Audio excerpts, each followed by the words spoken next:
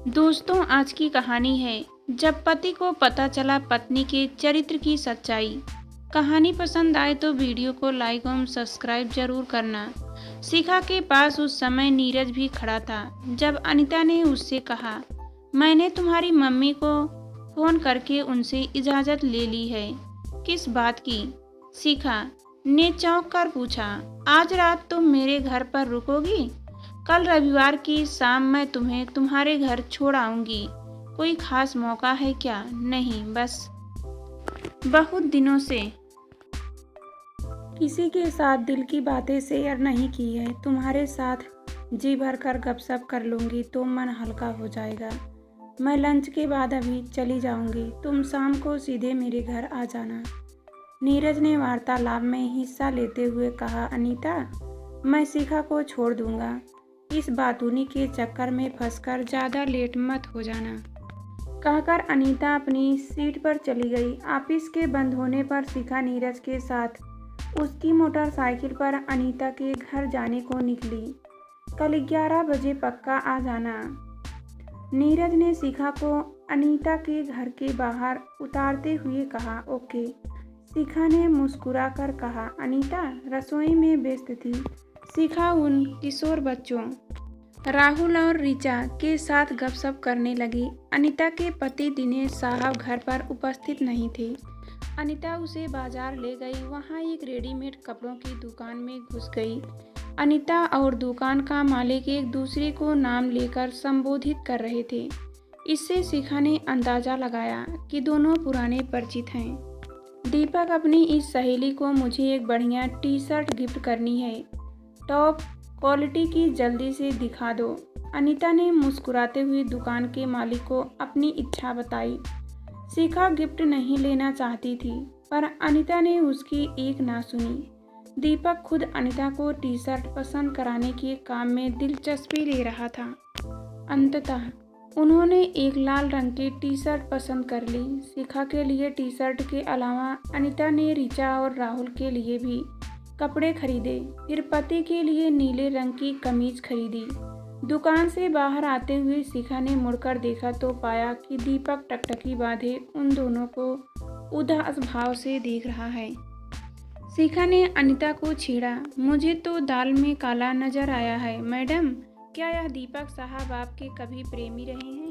प्रेमी नहीं, कभी अच्छे दोस्त थे, मेरे भी और मेरे पति के भी।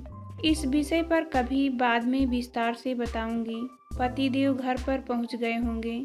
अच्छा, यह तो बता दीजिए कि आज क्या खास दिन है? घर पहुंचकर बताऊंगी, कहकर अनीता ने रिक्शा किया और घर आ गई। वे घर पहुंची तो दिनेश साहब उन्हें ड्राइंग रूम में बैठे मिले। शिखा को देखकर उनके होठों पर उभरी मुस्कान अनीता के हाथ में लिफाफों को देखकर फौरन गायब हो गई। तुम दीपक की दुकान में क्यों घुसी? कहकर उन्होंने अनीता को अग्नेय दृष्टि से देखा। मैं शिखा को अच्छी टी शर्ट खरीदवाना चाहती थी। दीपक की दुकान पर सबसे अच्छा सामान। मेरे मना करने के बावजूद तुम्हारी हिम्मत कैसे हो गई उसकी दुकान में कदम रखने की? पति गुस्से से दहाड़े, आंखों में आंसू भरकर अनीता ने उदास लहजे में जवाब दिया, आज मैं तुम्हें 10 साल पुरानी घटना बताती हूँ जिसने मेरे विवाहित जीवन की सुख शांति को नष्ट कर डाला। मैं कसूरवार न होते हुए भी सजा भुगत रही हूँ। शिखा, दीपक का घर पास में ही है, खूब आना जाना था हमारा एक दूसरे के यहाँ। दिनेश साहब जब टूर पर होते तब मैं अक्सर उनके यहाँ चली जाती थी। दीपक मेरे साथ हंसी मजाक कर लेता था।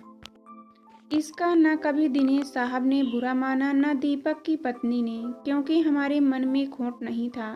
एक शाम जब दीपक के घर पहुंची तो वह घर में अकेला था। पत्नी अपने दोनों बच्चे को लेकर पड़ोसी के यहाँ जन्मदिन समारोह में शामिल होने गई थी। अपने गालों पर ढलक आए आंसुओं को पोंछने के बाद अनीता ने आगे बताया, दीपक अकेले में मजाक करते हुए कभी कभी रोमांटिक हो जाता था। मैं सारी बात को खेल की तरह से लेती, क्योंकि मेरे मन में रत्ती भर खोट नहीं था। दीपक ने भी कभी सभ्यता और शालीनता की सीमाओं को नहीं तोड़ा था। दिनेश साहब टूर पर गए हुए थे, उन्हें अगले दिन लौटना था। पर वे एक दिन पहले लौट आए। मेरी सास ने जानकारी दी कि मैं दीपक के घर गई हूँ। वह तो सारा दिन वहीं पड़ी रहती है। ऐसी झूठी बात कहकर उन्होंने दिनेश साहब के मन में हम दोनों के प्रति शक का बीज बो दिया। उस शाम दीपक मुझे पियक्कड़ों की बारात की घटनाएं सुनाकर खूब हंसता रहा था। फिर अचानक उसने मेरी प्रशंसा करनी शुरू कर दी। वह पहले भी ऐसा कर देता था, पर उस शाम खिड़की के पास खड़े दिनेश साहब ने सारी बातें सुन ली। शाम से उन्होंने मुझे चरित्रहीन मान लिया और दीपक के सारे संबंध तोड़ लिए और मैंने अपने माथ पर लगे उस झूठे कलंक के धब्बे को आज तक धो नहीं पाई हूँ।